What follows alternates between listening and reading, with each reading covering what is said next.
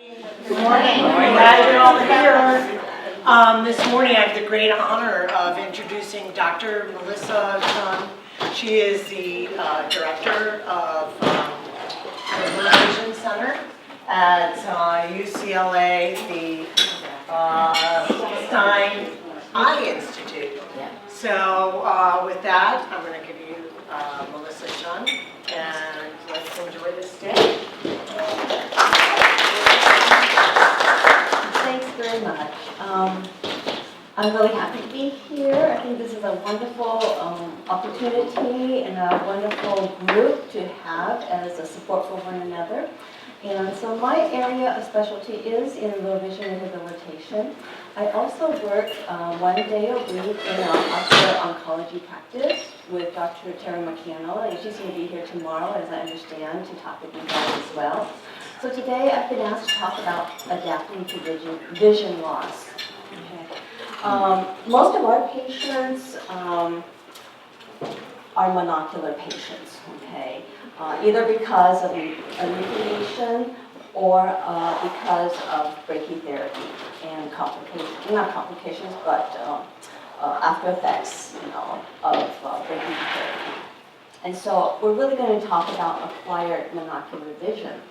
And so with acquired monocular vision, certain things are affected.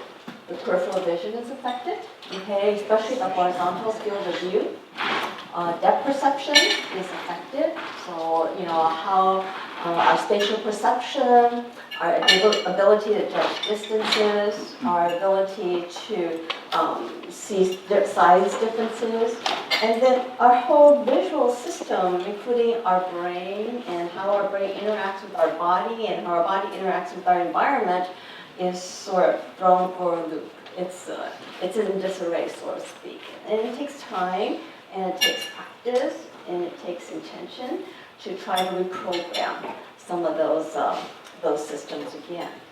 So before I go too far, can I get an idea of how many here have recent vision loss in one eye? Okay, all right. Okay. How many people have good vision in the fellow eye? Okay, and how many have poor vision just overall? Good eye, okay, all right. So the first part of the talk is going to be on just monocular vision, okay, how to deal with some of these issues. And the second part of the talk, I'm going to talk a little bit about low vision rehabilitation, all right? So this is a picture from the Auburn Ocular Melanoma Facebook page. A lot of patients wear eye patches, and our patients have very creative eye patches. I remember one patient, she was going to her daughter's wedding, so she got an eye patch made to match her outfit from Ipsy. All right. I do have a disclosure, okay? There is a book called A Singular View, The Art of Seeing with One Eye. When you look in the literature, there's really not a lot of evidence-based practices for helping recovery for monocular vision. Okay, so there are programs. A lot of it has been developed by the VA because of the veterans who come back and have monocular vision from blast injury or injury in the war. So they have sort of protocols that they use, but it's really not been tested, so to speak. They haven't looked at a group of patients and see what's the outcome. So I felt that a person who has gone through it himself and has written a book and given techniques and suggestions would be very useful. So a lot of the suggestions I took from this book called A Singular View.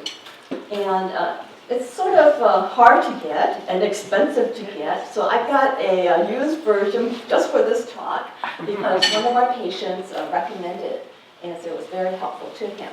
So this cost about $25, okay? So you don't need to get it, but I took a lot of it from that. And so the author is shown here in the, this is when during his youth, when he first lost his vision. And then this was later on, I guess, when he retired. Frank Grady. And the reason I just want to review a little bit about his background gives you his credentials for giving us these kind of suggestions, okay? So he was a flyer, a pilot. He was flying gliders when he was a teenager. He was also an aviation electronic engineer and consultant. I use was because I don't know if he's still living or not. I couldn't really find that information, but so don't take this as he's not alive anymore, okay? And he developed the instrument landing systems for the Allied forces during World War II. And when he got out of the service, he joined the civil aviation industry and helped the airlines adapt that same system so that they have sort of a new air traffic control and instrument landing system. And it was during one of these research flights, there was a freak accident. I didn't even know this could happen. A mallard duck collided with his plane, crashed through the windshield and struck him. All right, and that's how he lost his eye. Wow. Yeah, and he had extensive damage to his face as well, and had a lot of reconstructive surgery. But he went on. He's continued to fly afterward, perhaps not right away. He learned to fly. He was a sportsman, very active, and he was the executive director of the Institute of Aviation. He retired in 1990. So he had lots of life experiences and figured some of these things out as engineers tend to do. So that's just a little bit of his background. Okay. So what are some of the factors that affect our recovery? Okay, and will determine to some extent how quickly we recover or how slowly we recover. So if the eye that has the treated melanoma is your dominant eye, then that's going to cause the recovery to take a little bit longer. Depending on the vision of the surviving eye, whether you're 20/20, whether you have 20/80, 2200, that will make a difference as well. And you say here gradual versus sudden, and most of you feel like, oh, it's a sudden onset. But a lot of times with peripheral melanoma, it already started to affect the vision even before treatment. So in my mind, that's more of a gradual onset, okay? So the person already has had some time to get used to not seeing well in the melanoma eye. And then when treatment or whatever happened, enucleation, then it's more of a gradual process, and that sort of bodes a little bit better. Also depends on what your goals are. If you are a super athlete, okay, and you want to get back to that level, okay, I won't say professional athlete, maybe you are, I don't know. So you may not necessarily get back to that high level, okay. But I think a lot of it, with time, with practice, with techniques, with strategies, can gain a high level or an improved level of function. And also, the other thing is the psychological reaction to the loss of vision in that eye. Not only the loss of vision, but the cancer diagnosis as well. Because we've had patients, who even after, a year or 2 years, still struggling psychologically with that diagnosis and with the loss of vision. And sometimes not even a lot of loss of vision, okay? They get really photosensitive and things like that, and there's a lot of other issues involved, so that's going to also affect. So we need adaptation, we need increased effort and attention to how we can improve our function.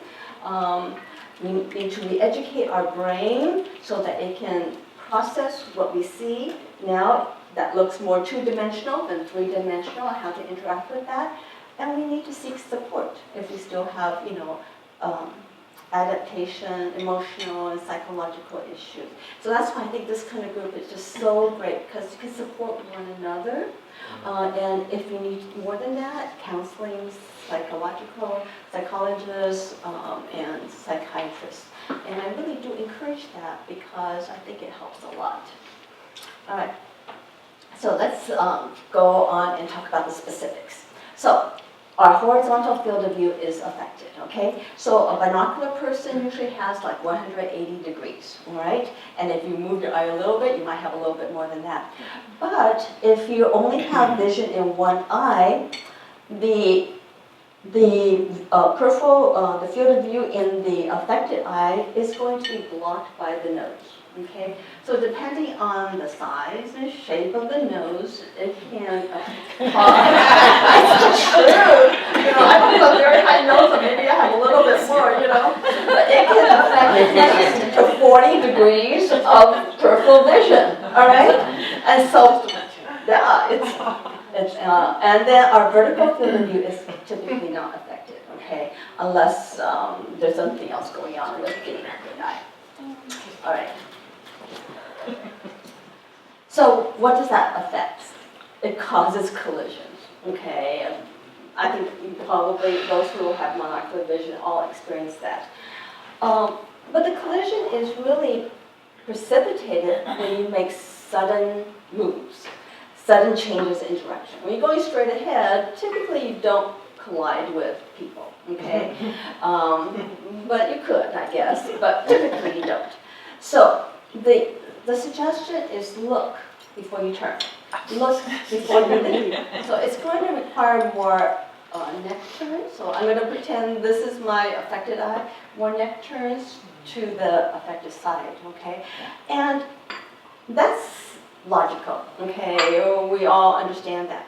But we need to train ourselves to look the moment we want to turn, okay? Because a minute ago doesn't matter. Just like when we're driving. A minute ago I looked, maybe even 30 seconds ago I looked. But just before I'm making that lane change, I have to look, all right? And I'm walking straight ahead, and I'm talking, and oh, I want to go that way to go to the restroom. And then I have to look right before the turn, right before I do that, okay? So that when we're walking or we're driving, that's what we have to cultivate. It has to become a habit, okay? So it's an intentional kind of thing. It takes time to become a habit, all right? But people around you can remind you and things like that. You know, we're walking from the Hollywood Bowl back to our parking area, and there's so many people. And so I thought about, because this has been on my mind since I'm giving this talk, so I thought about, oh my gosh, you know, even with two eyes, people are sort of jostling one another. So how much more difficult it is with someone with one eye. And the other thing I'm sure you guys have done is, if you go there with a friend, your spouse, your family, have someone walk on the side of the vision loss so they can bump them and not you, okay? Okay, so another situation, when you're dining, all right? If I'm talking to you and I'm turning this way, I'm facing this way, I have to go like this to see everybody in the room. Same thing when I'm sitting at a dining table, or if I'm seated at a dining event, or even when I'm sitting in a conference, you know, I want to try to go there a little bit earlier, or if I can, sit on the side where I would rather sit over there than sit over here, okay? That way I won't have to make so many turns back and forth when I'm talking with a person. So I'm just seeing it very naturally, okay? But you also have to be careful, because if you talk with your hands, okay, and you go like this, and the waiter comes up, you're going to knock something from his tray, okay? And even in this picture, there's a Yes, it does. so that Absolutely. you train yourself, if you're going to go like that, turn first. So, you know, all these things you sort of have to sort of think about in advance, and program yourself, and have people who don't annoy you remind you of these things, okay? Because reminders are helpful, but they have to be timely, right? Yes. Okay. All right. Depth perception, okay? Like I mentioned before, it helps us for spatial perception, helps us to judge distances when we're reaching for things. It helps us to estimate size, how big, something is, how much room I need to sort of navigate between that opening. So there are some techniques, all right, that can be very helpful. One of them is relative motion, or what we call motion parallax, and the other is perspective. Now, when you hear these techniques, it's not going to apply to everyone, but there may be some techniques that just call to you and say, okay, I can do that. Because some of these techniques require a little judgment of distance. If you did not judge distance well when you have both eyes, that technique probably is not going to work well for you. All right, but if you're very precise, you can, some people can judge like, oh, this thing is tilted and it's off by 1/4 of an inch. Then that may be a really good technique for you. Okay, so I just put it out there. Think about it. See if you can put it into practice, and if it doesn't work, go on, find another technique. Okay, and I'm sure in a room this size, you can share with one another what has helped you. And so when we hear these things, I think we have to process and think about it. Is that really me?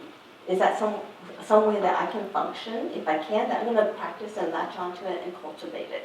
And if I hear it and say, oh, that's really not my style. That's really not the way I think. That's not the way I work, then just sort of put it to the side and go to the next.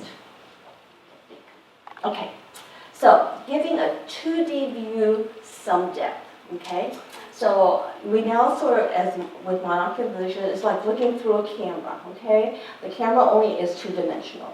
Or looking at a painting, it's only 2-dimensional. Okay, so how can we give things some depth? So, relative motion.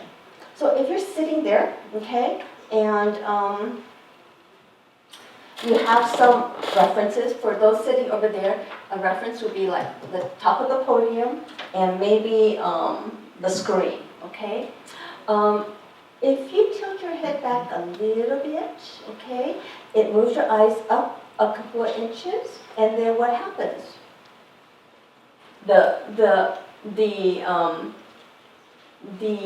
There's a little shift that goes on, okay? Just a little bit, and so if I go like this, a little shift goes on, so the fore picture goes up, the rear picture goes down. Is that right? Mm-hmm. And so when you do that, the brain is sensitive to this kind of motion, okay? And sometimes can help perceive it as a little bit of depth, a little more depth than you would normally see, and give you a little sense of 3-dimensional, okay? I mean, I don't mean like huge 3-dimensional, but just give you that sense that things are a little bit further away, and you can see a little bit of the curve of the podium, things like that, okay? Moving objects, okay? You can shift your position, okay? So if a ball's coming at me, all my brain sees is that this object is getting bigger and bigger and bigger, okay? And I don't really know exactly when it's going to hit me, okay? But if I shift a little bit and it's coming at me at an angle, then the brain can judge the distance a little bit more because there's more information, okay? Just like tennis players. They don't hit the ball like that unless they're stuck at the net, right? Usually you hit it on the side so that the ball is coming at you at an angle. Same thing with baseball players, they're always, finding that little angle, shifting their head, and shifting their body so that they get an angle to get extra information about speed, okay, and when to make contact. In fact, I was listening to the commentator talk about Corey Seager, because it's baseball season right now, right? And his dominant eye is his left eye, and so he was saying that he turns his head so that he can have more view through his dominant eye, but he has to maintain his head position while he's adjusting his body, okay? So the idea is we don't stay stationary, we move, okay? It doesn't have to be obvious, but we can just make subtle changes of angles so that our brain can get a little bit of information, especially of moving objects toward us. Someone's walking toward us, we'll just move a little bit, see if we can get extra information as to how far they are from you. And then when you're looking at a stationary object at short range, a quick side to side can create a little bit of shift of the object against the background, okay? So that the brain can interpret that little offsetting. So these are just little things to, practice when you're sitting there in the audience, and you're looking at me.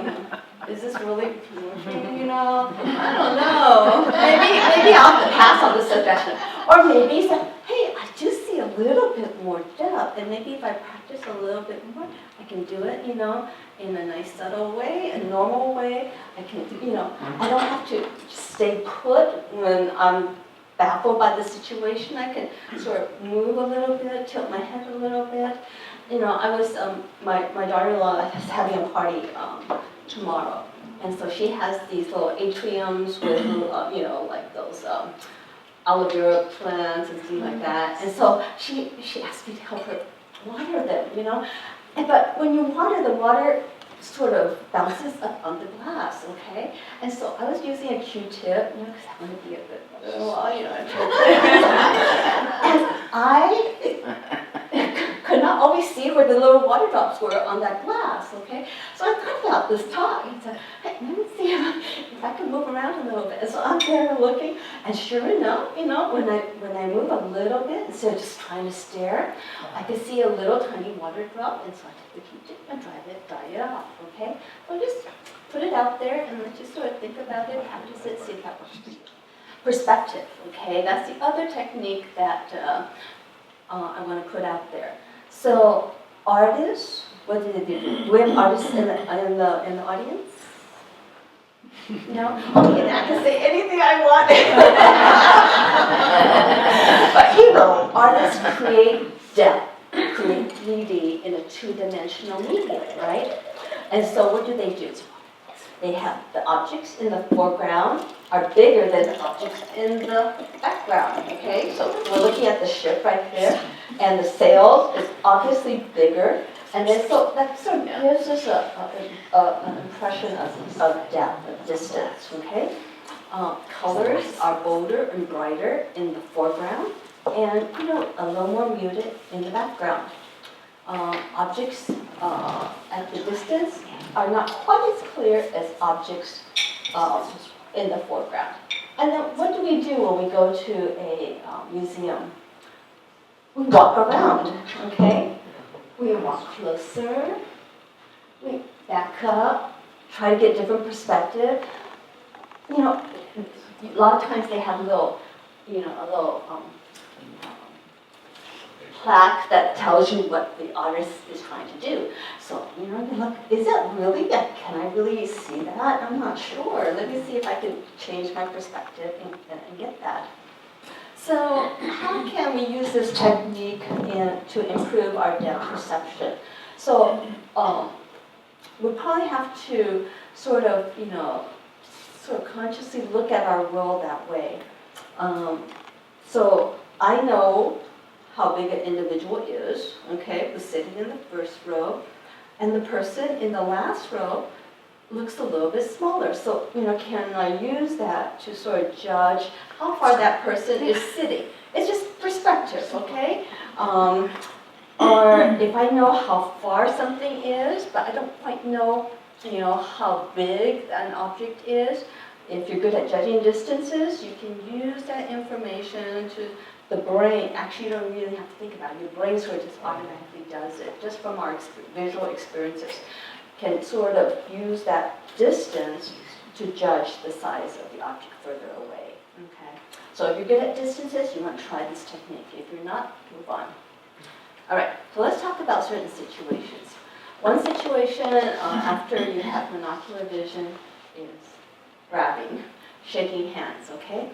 And if you think about, shaking hands, it's really an alignment issue, okay? So you know that the person's hand is right there, so just move until you meet their hand and shake, Or I was practicing and trying to see if it works. I know the glass is there, okay? So I just make contact and grab it, okay? So I know where it is, just move forward, make contact. and grab it, okay? So you want to start slowly. You probably don't want to start with the glass cup first, okay? Move slowly, okay? Something big, and then grab it. And then with practice, our brain gets a little bit more fine-tuned to it. Pouring, okay? That's a tough. So you know what you have to do?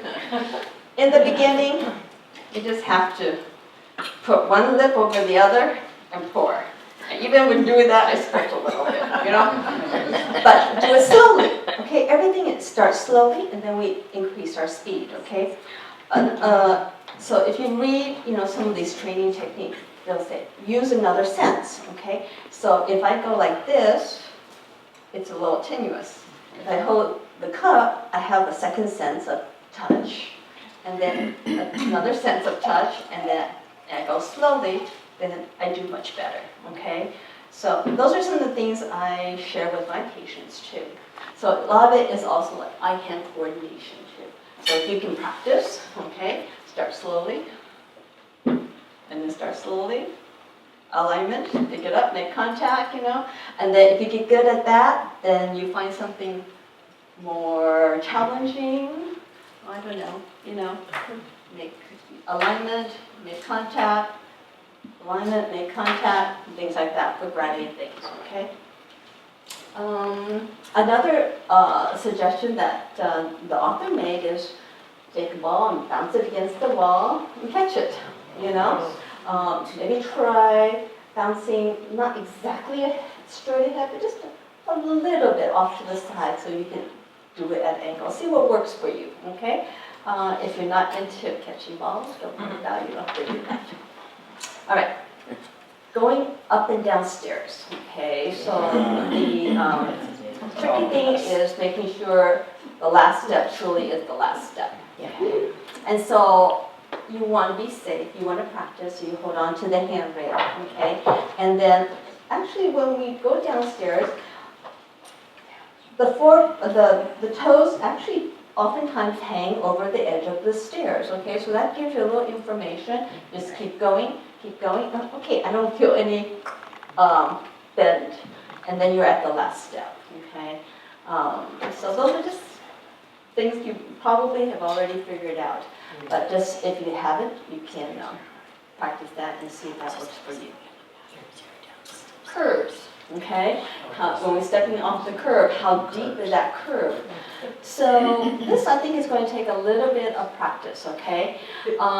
They say here the key is to keep the eye on the edge of the curve and to observe its relative movement against the background of the street surface, okay? So when you're looking at the curve, if it's a shallow curve, then as you move a little bit, or your head moves a little bit, okay, you see a smaller area of the street surface. If it's a higher curve, you see a larger area on the street surface. So you can try that, see if that works for you. When you're walking toward a curve, you know it's a curve, you look a little bit, and then, you know, how much of that, the ground just adjacent to the curve you're able to see, and see if it's a low curve, what it looks like, if it's a high curve, what it looks like, and then do it first in a safe sort of environment, okay? And then, or slowly, so that you can, with practice, maybe the brain can start computing all these factors together. All right, any comments, any questions here? Okay, yes? I actually pride myself in my penmanship, Uh-huh. but I find that I can't see the line when I have to sign my name. Any suggestions for, You can't see the line? it's, you know, for me to write, like sometimes it's hard for me Okay. to maneuver that line. Okay, all right. So there are actually a couple of things. There are typoscopes, which means that there is a card with a cutout in the middle that you can put over like a check to sign or something like that. It's very small. It's like a wallet size you can get. You just put it over there and you sign in there, okay? The other thing is, so are you not seeing the, Well, I have focusing issues, that we're dealing with. So maybe that's what it is. oh, you mean up close? Well, it's just, many times when I look, like I said, if I'm looking down the road and freeway, lines blend, and Mm-hmm. I don't know, if I'm in the right lane, and then I know with this, sometimes it's hard to actually stay online. I'm doing okay. No, well, now actually I'm kind of going down. You can, if you don't mind having flat letters at the bottom, I sometimes use a ruler. So I put a ruler there, and then I just, as you hit the ruler, you know you're at the bottom. Oh, okay, thank you. Thank you. Or write a little slower in the beginning, and then look a little ahead. Yeah. Also, if there's some focusing issues, you might want to make sure your glasses are most up to date. So maybe there's been subtle changes in the prescription that affects the focusing, and be sure that you're looking for the proper portion of your progressive, if you're using a progressive, so that everything is in focus. That's why I'm seeing you in October. Okay, I will do my best. I will do my I best. have a good doctor. Thank you. Okay, let's talk a little bit about driving. Okay, we already talked about, turning our head to the non-seeing eye. Judging distances between you and the car next to you, okay? It's fine if the car is a little bit ahead of you. Maybe it's a little bit hard if the car is directly in front of you, so you might just have to go a little bit slower, But if the car is driving right next to you, side by side, it's impossible almost, even for a two-eyed person, it's disconcerting because you don't know exactly where that person is. So you have the option of either speeding up or slowing down so that you can have this relative motion, okay? And then that could help to judge the distance. So I think we have to sort of have in our mind that nothing is stationary, okay? We can move, we can slow it down, we can speed it up, we can just turn, and get as much information to our brain as possible, okay? I'm going to talk a little bit about this later in terms of driving lanes and things like that technology might be able to help with, okay? So change the distance. Don't just think that, oh, I'm stuck, I have this problem, I can't do it, Just make little shifts, See if that helps. So navigating narrow crowded streets between parked cars, okay?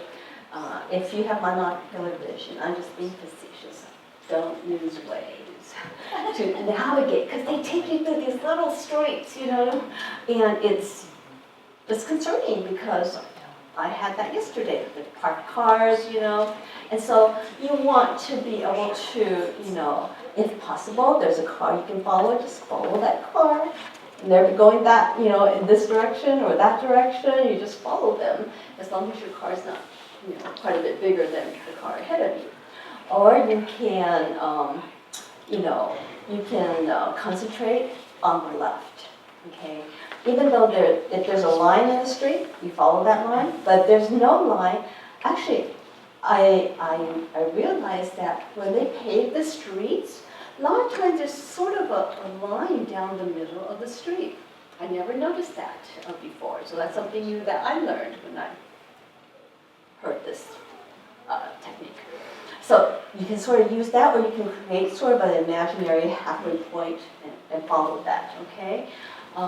If you need to, and it's really tight, like on those one-way streets, you have two cars, lower your windows. Nothing wrong with just looking out a little bit, or have someone next to you say, move to the left, little more, good, things like that. And same thing, like if it's a narrow two-way street, you can, again, try to project a center line. If there's no center line, and if the car's coming, you just pull off to the side if there is an opening in the street where no car is parked. There's some ideas. parking, okay? That's another thing that my patients have problems with. So what you can do is consider maybe turning on the headlights, okay? Daytime or nighttime when you're parking, to sort of see, and this really is only applicable when you're parking either in a space next to a wall or in your garage or something like that, where you can see how the light changes on the wall, okay, to give you a little more idea as to where you're at, right? Another thing is a lot of times you don't know how close you are to the wall in the front wall of the garage. You can put a tape there. And so I have a little crack on the wall next to on my garage.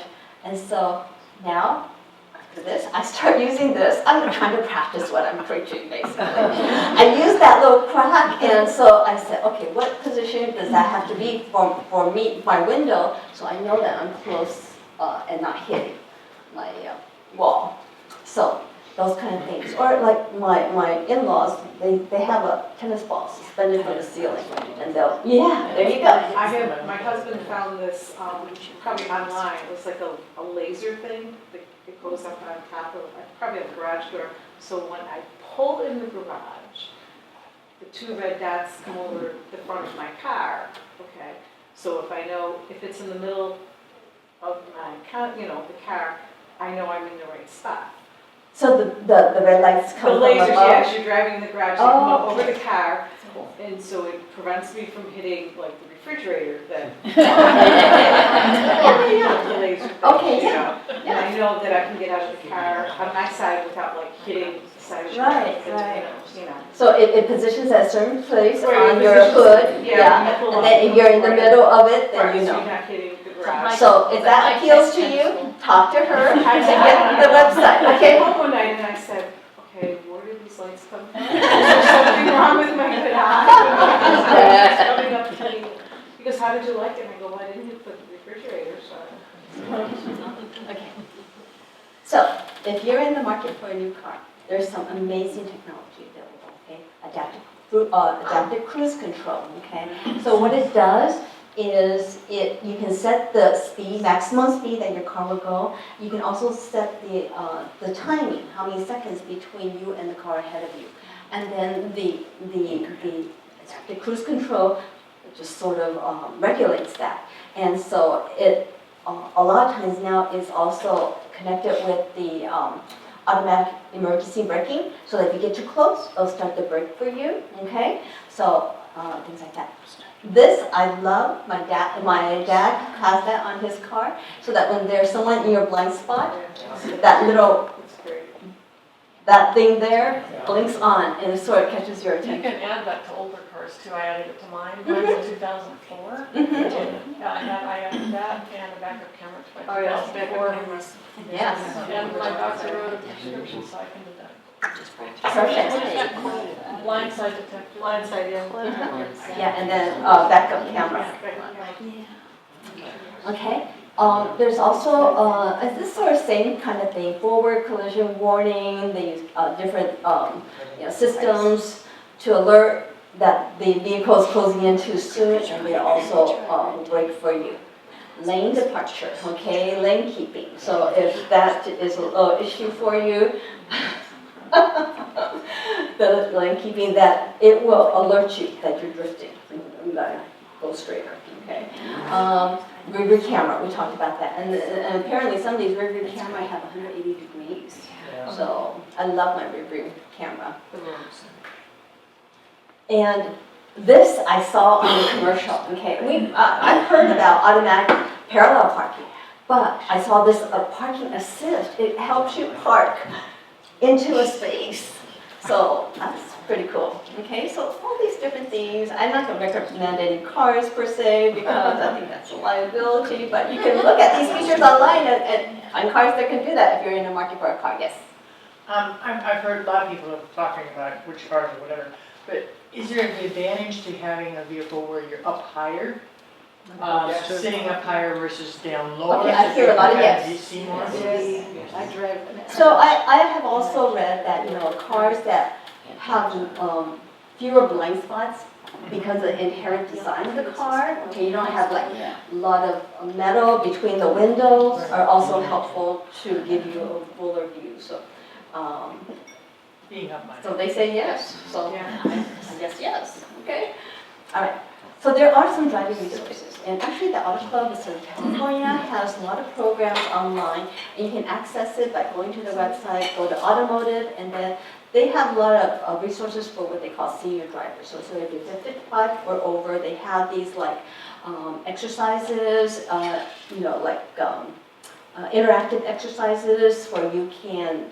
They teach you sort of like a field of view. When you're looking straight, how much are you aware of in the periphery? How you can just sort of, have just improve your brain processing speed. So it's a lot of interactive stuff online, a couple of programs that they have, Drive Sharp and Roadwise Driver online course. They also have, you can have, go and have a instructor rate your driving, okay? So I think if you're uncomfortable driving, I really recommend, having some professional, just observe how you drive, and then it maybe recommend a couple of driving lessons to brush up and get you comfortable, okay? They also have a program called Car Fit, and apparently they check your vehicle, make sure that, just things that you can change, like the height of your seat, how you adjust your side view mirror, where you have your steering wheel. They can sort of have it tailored for you. But this is a program that is not, it's sort of scheduled far between and in different locations. So I think the next one I saw was sort of like in the Orange County area, and it's not until like October, so, but it's there. And if you don't have Auto Club, that's fine. You can go for, a private driving assessment. A lot of our patients have glare issues, okay? Photosensitivity and glare. And we're sort of tied to our smartphones, our tablets, and our computer. So I was looking around, and of course, on our phones we have the night view. Okay, so that sort of dim things a little bit. If that's not enough, because when you look here, it's sort of glary.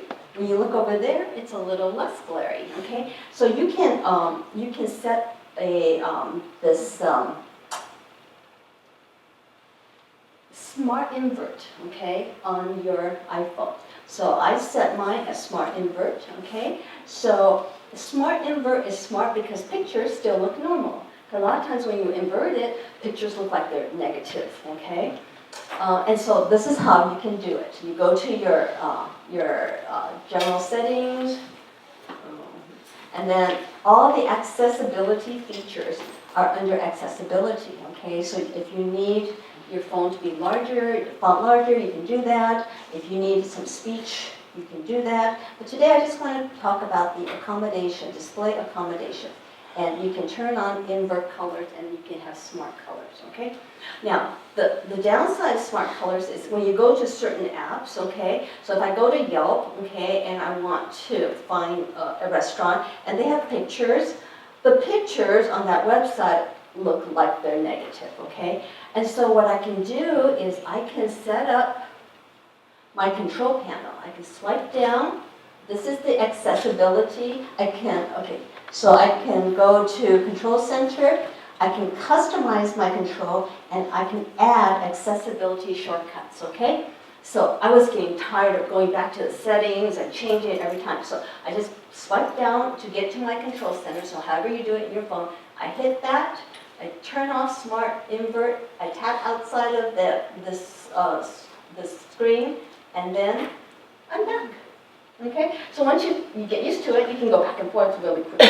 Okay? So that's something that you can consider. So this is just the other information. What about your computer? Okay? I'm going to try it on my computer. I hope I don't mess things up. But I can use some keyboard shortcuts, okay, to do the same thing. So first I will hit the Windows key and hit plus. And then on my computer I see this magnification. So with that I can increase magnification on my screen. And then I'm going to hit Control-Alt-I, and it reverses it, okay? And then I can hit Control-Alt-I and take it back. All right? So you can take a picture of that, try it out, and you can also do that on the MacBook too. So if you have an older version, you have to actually go into the setting and set up, sort of assign a keyboard shortcut to the invert color, and then you can go back and forth. All right, so I'm going to shift gears a little bit and talk about low vision, okay? Because there are a lot of devices available, because some people, even in this room, they have the eye with the treated melanoma, and then you develop something else in the other eye, okay? So then your vision overall is not good. So those are most of my patients in my practice. There are a lot of devices available, just simple hand magnifiers, pocket magnifiers. This collapses, and it's this little size. It has its own case, it has a little light. You can just put it in your pocket, use it when you need to. Or you can have a traditional illuminated hand magnifier to help you for small print when you're reading. There are also telescopic devices that you can hold and zoom and see, the palm trees and the boats in the distance. You can have wearable telescopic devices, okay? You can have what we call a bioptic telescope. So in California, you can be licensed to drive with a bioptic telescope, okay? As long as your vision is better than 2200, best corrected in your natural eyes without any telescopes, okay? I personally recommend that the vision be a little bit better than that, but if you can see, if you can see, Hope so. because I just hope it's not my patients that I'm hearing on the news, But if you can see the street sign, that there's a street sign, that there's a traffic signal, but you have a hard time discerning it, then this can be very helpful. So it's worn like the lady in the bottom right-hand corner. So most of the time, you're not looking through the telescope. The telescope is just a sighting tool to help you read that sign that you can see, but you can't tell what it's saying. Or to make sure that, in LA, the traffic signals, are vertical position, but it's not that way everywhere in the country. Like, I know when we went to Florida, it's like horizontal, so you don't know that, which one's red and which one's green until you get used to that. So that can be very helpful, to check to make sure the pedestrians. There are also lots and lots of what we call video handheld magnifiers, okay? There's pocket ones, that's about this big, okay, that you can put and look at your medicine bottle, look at the price. There's a little bit larger, it comes on a folding stand so that you can maneuver it to different positions so that you can do hands-free viewing, or you can hold on to it and read with it. There are larger screens that are like 7-inch screens, okay, that you put on a reading material and you move it across to read, or it has a distance view that you can hold it up and you can see people afar. They come in 12-inch screens, so there's a lot of portable handheld devices out there for reading, okay, that also some have OCR, which means that they will take a picture and read it to you. Okay, and some have distance viewing. All right, and there's a lot of wearables now, okay, like those virtual reality glasses and things like that. And I understand we have a demonstration or something with that product has, yes. All right, and then OCR is that cameras attached to the glasses and allow for facial recognition. I just want to say one last thing, caring for your good eye.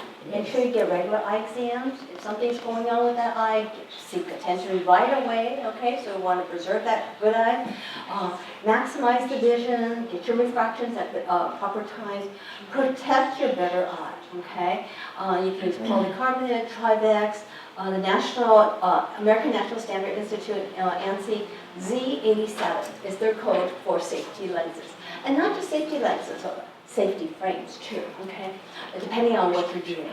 So sometimes the frames come labeled, that it's impact resistant, it has dust protection, it has splash protection, so just the level of activity, okay? I mean, you watch those baseball players, they have such cool eyewear, okay? And so I was reading an article on Joe Kelly, and he gets his eyewear from sportsrx.com. So you can try that, okay? And in the search type in safety and ANSI. And so you can see the frames are much more bulky, but they're cool. You know, you can find things that suit you. You can find different colors, all sorts of different things. So that's all I have, and then there's my resources. And here's the the Stein Institute campus. We have 3 buildings, and thank you so much for your attention and your time. And hopefully,